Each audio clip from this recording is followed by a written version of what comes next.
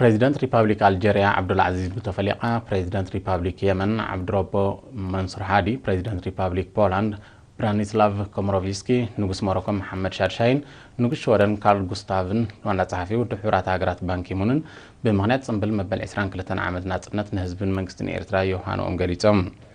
እቶም መራሕቲ ኣብ መልእኽቶም ንኤርትራን ህዝባን ሰላምን ብልጽግናን ፕሬዝደንት ኢሳያስ አፈወርቂ ድማ ሙሉእ ጥዕና ተመንዮም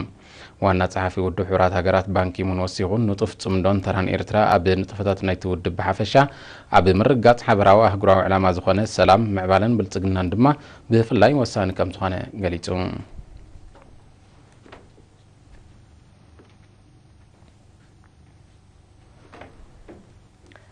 ناتنت مسلاتن شركنتاو متحققازن حزبታት አፍሪቃ ከረጋግጽን ከደንፍዕን ኣብ 1933 ተመስረተ ውድብ ሓድነት አፍሪቃ ናይሎም ሕብረት አፍሪቃ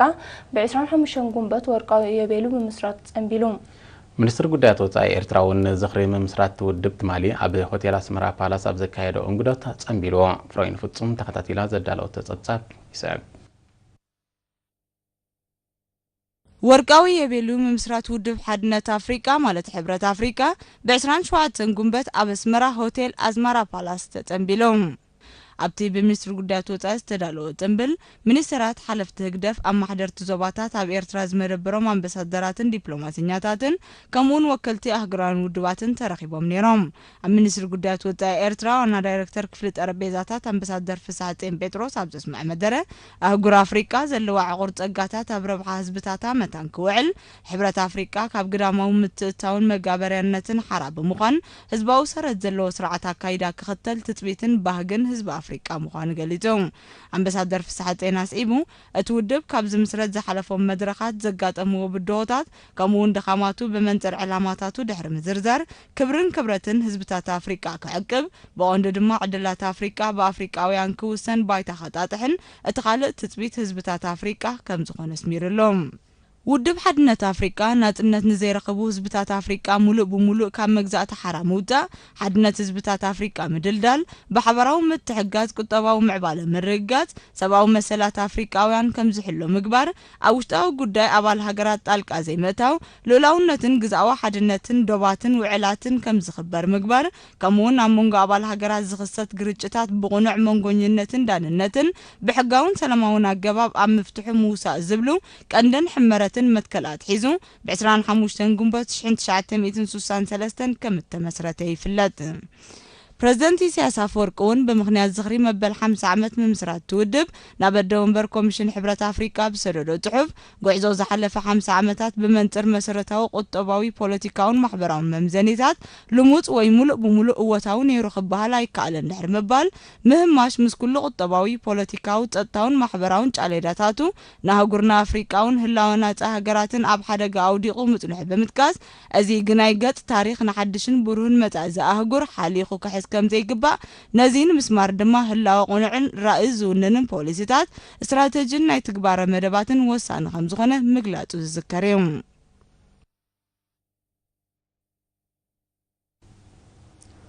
كم مقتلتا نايتي بقنياتو زغلصل زلو ጽምብል ናጽነት ኤርትራ ብዝተፈላለየ ከተማታት ሕብራት መንግስታት አሜሪካን ካናዳን ዝነብሩ ዜጋታት ድሙቕ ሃገራዊ ምትኻባት ከም ዝገበሩ ካብቲ ቦታ ዝበጽሐና ሓበሬታ ይረድእ هابتون فرزگین زواهدو کابتو باتات زمتسنا ጸብጻብ አርሴማ ማስመሮም ከተወርባ تمال من كاسيا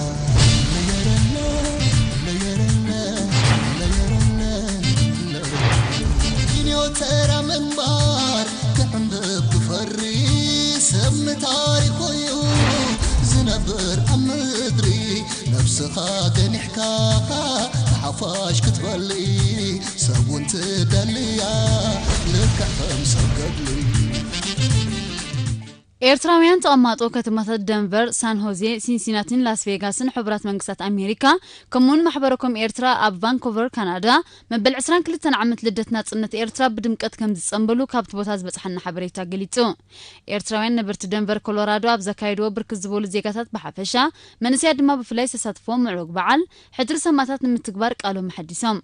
ኣብቲ መንስያት ብዘቕረብዎ ምርኢት ባህላዊ ኣልባሳት ብሄራት ኤርትራን ካልእ ባህላውን ስነ-ጥበባውን መደባትን ደሚቑ ዝነበረ ጽምብል ሚኒስትር ጉዳያት ወጻያት ዑስማን ሳልሕ ብዘመሓላለፉ ናይ ቴሌኮንፈረንስ መልእኽቲ እንተሳተፍቲ ዮሃን ወድሕር ምግላጽ ኤርትራውያን ነበርቲ ደንቨር አቀዲሞም ንሃገሮም ክገብርዎ ዝጸንሑ አበርክቶ ብምምስጋን ኣብ መጻኢ ውዳቤኦም መሓይሎም ብዝለዓለ ክቕጽልዎ ኣዘኻኺሩ እቶም ዜጋታት ብወገኖም ኣብ ልምዓት ሃገርን ምርግጋጽ ማሕበራዊ ፍትሕን ዝምዝገብ ዘሎ ገስጋስ ብማዕከናት ዜና ይከታተልዎ ከም ዘለው ጠቂሶም ጥርናፊኦም ብምድላል ተራኦም ንምዕዛዝ ኣበርቲዖም ከም ዝሰርሑ ኣረጋጊጾም ኣብ ከተማ ሴንት ሉዊስ ኣብ ዝተኻየደ ጽምብል ድማ መንእስያት ንባህልን ቋንቋን ሃገሮም ዘንጽባርቑ ዝተፈላለዩ ምርኢት ከቕርቡ ከለው እቲ መደብ ብናይ ድራር እንግዶትን ጓይላን ማዕሪጉ ምንባሩ ተሓቢሩ እቶም ዜጋታት ኣብ ስነ ስርዓት ደቆም ብባህልን ክብርታትን ሕብረተሰቦም ተኸሲሶም ንኸዓብያ በርቲዖም ይሰርሑ ከም ዘለው ብምሕባር ኣብቲ ጽምብል ዝቐረበ ትሕዝቶ መርኣያናቱ ከም ዝኾነ ኣረድዮም ኣብ ሲንሲናቲ ኣብ ዝተኻየደ ጽምብል ድማ ተሳተፍቲ ሃገሮም ብእተመዝግቦ ዘላ ምዕባለ ሓበን ከም ዝስምዖም ብምግላጽ ንዝበረኸ ገስጋስ ዝከኣሎም ኣበርክቶ ከም ዝገብሩ ኣረጋጊጾም እዚ ከምዚ ኢሉ እንከሎ ብምኽንያት 24 ጉንበት ዕለተ ናጽነት ኤርትራ ከንቲባ ሲንሲናቲ ሚስተር ማርክ ማሎሪ ንመጀመርያ ግዜ ንጽምብል ናጽነት ኤርትራ ወግዓውነት ዝህብ መግለጺ ከም ዘውፅአ ትዝበጽሐና ሓበሬታ ኣመልኪቱ ነበርቲ ላስ ቬጋስ ብወገኖም ኣብ ዘካየድዎ ድሙቕ ጽምብል ብገስጋስ ልምዓት ኤርትራ ዘለዎም ዕግበት ብምግላጽ ኣበርክቶም ንምዕዛዝ ውዳቤኦም ከም ዝሕይሉ ኣረጋጊጾም ብተመሳሳሊ ኤርትራውያን ተቐማጦ ከተማ ቫንኩቨር ካናዳ ኣብ ዘካየድዎ ብባህላዊ መደብ ዝማዕረገ በዓል ቃሎም ንትግባር ሕድሪ ሰማዕታት ኣሐዲሶም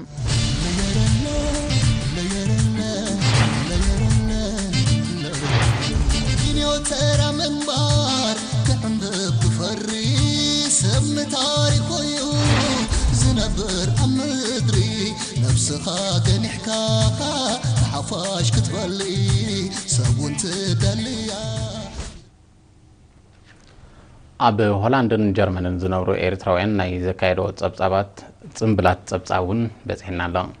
ብዛዕባ እዚ ሄኖክ ፍሮ ሚካኤል ንዘዳልዎ ጸብጻብ ሻምተ ወልደ ኸቕርቦ እዩ መንገዲ ዓወት ጎቦን እሾኮንያ ቅናትካ ዘይመፍታሕ ስረት ሓትትያ ሎሙን ተዋጽ ትማል ምንካስያ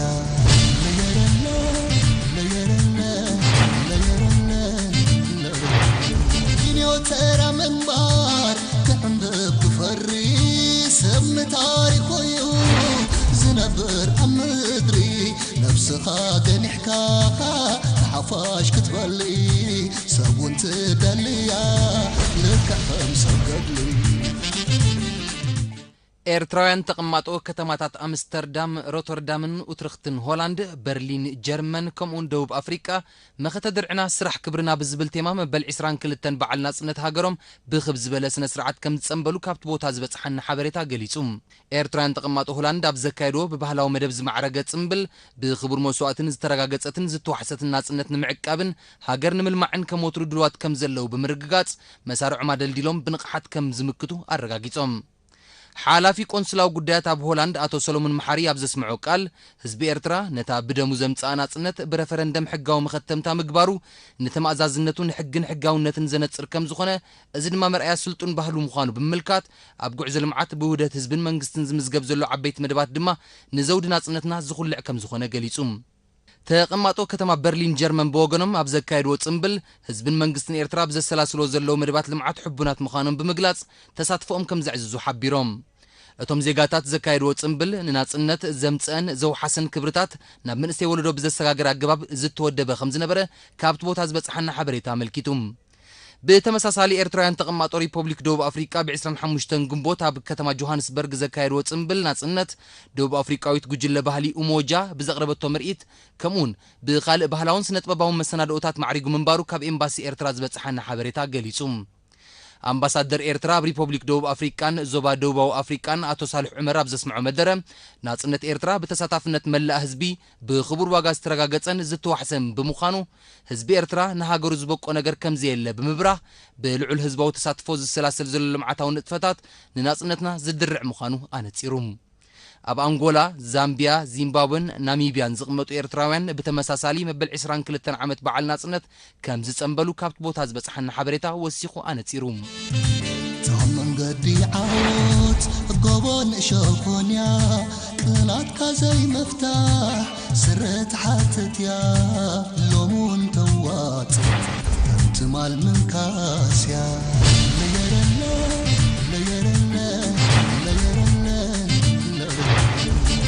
ተራ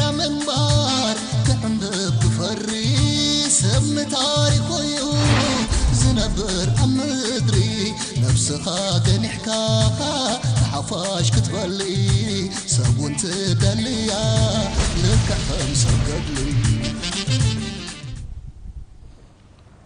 أب نؤزوبا قرورا مسرح ممهارن مستمهارن نممعبال كايد بتصنح صعري ناي ماكلاي درجة أغلقلوت كم تجمرن ناي كمبيوتر تمرتي وهاب كمزلون حلافيج أمبر مينستر تمرتي ناي تنؤزوبا ممر عبد الله صالح بيروم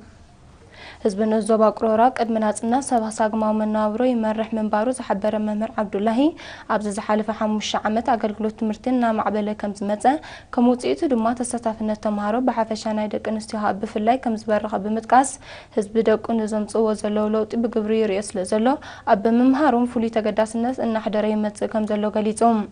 منقص تأتاتون بصحة وصعات سرحة كمبيوترات أب معبالن تودادرنتن تمهارو لعلا استواصو يقبرا كم زلوا واحد ممهارن صنحنا بيت تمرتا عراقن حالبتن دما قلحتات وغيرلن مهلون بمبراه تاريف زلو ناي لاباراتورن ابيت نبابن هنصاتات كم زمال علوم بعد ملؤ تسفاه مخانو بريهم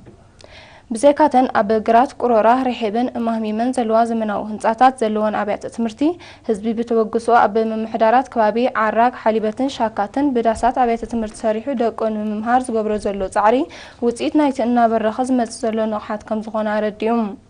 حلافيج أمبر مينستر تمرتيام نوزوبا قرورا ممر عبد الله صالح موداتا أب زحالفة حموش عمتات قصر أبيات تمرت ماكلا درجة دما كاب حموش سنة بعصرت حدك بكم زبلة إز دما نقصر تصافنت كم زعبية بمحبار نزبر خوتيت هزبن من محداراتنا برتعم كنت فتلابيهم